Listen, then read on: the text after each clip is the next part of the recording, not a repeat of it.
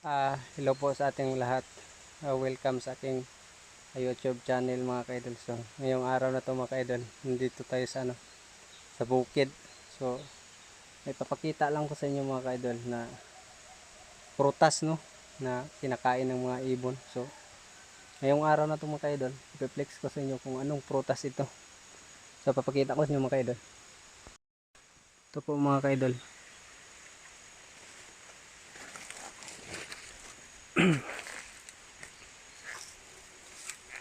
So, sa hindi nakakapunta ng kagubatan, hindi nila to alam mga kaidol kung anong prutas ito. Ito. Kinakain to ng ibon mga kaidol. So ngayon, titikman natin kasi pagkain ito ng ibon mga kaidol eh. So titikman natin. Yan. Kuha tayo. Ito lang yung mahinog.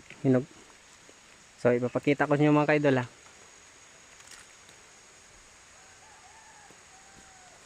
Hagimit sa amin tawagin ito mga kaidol, pero sa inyo hindi ko alam kung anong tawag dito, no? So titikman natin.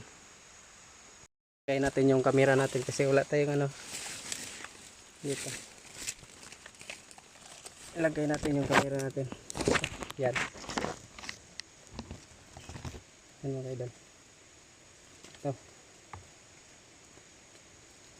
Yung mga ibon ay hindi nahihilo. So tayo siguro maganda to eh, no?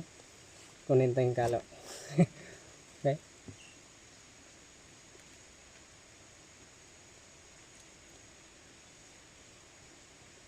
Medyo may lasa siya, no? Matamis.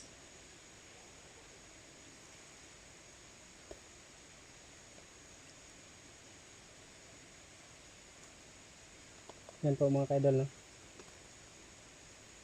So yung mga ibon dito lang nabubuhay mga kaidol. Tayo tikman natin.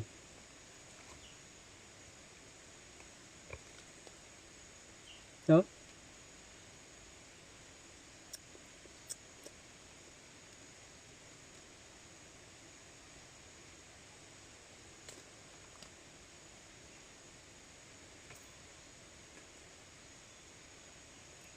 Nanam.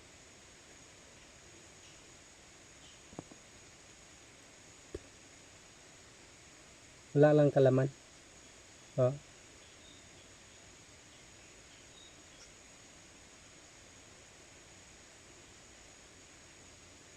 Dapat ito hinugasan bago kainin. Pero ito sa atin kasi papakita natin sa mga na bawat kinakain ng ibon ay hindi nakalason. Pagkain ng ibon, pwede rin kakainin ng tao. Yan. Yan na po mga kaidol. Sa mga nakakilala. Anong tawag yan?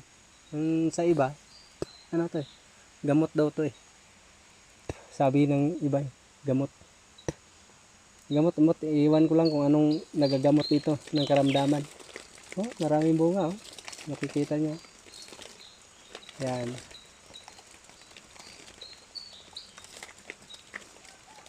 Dami. Yan lang po mga kaidol. Dito kasi tayo sa bukid eh. Thanks for watching mga kaidol. Ganyan lang mga kaidol. God bless ating lahat. Bye bye.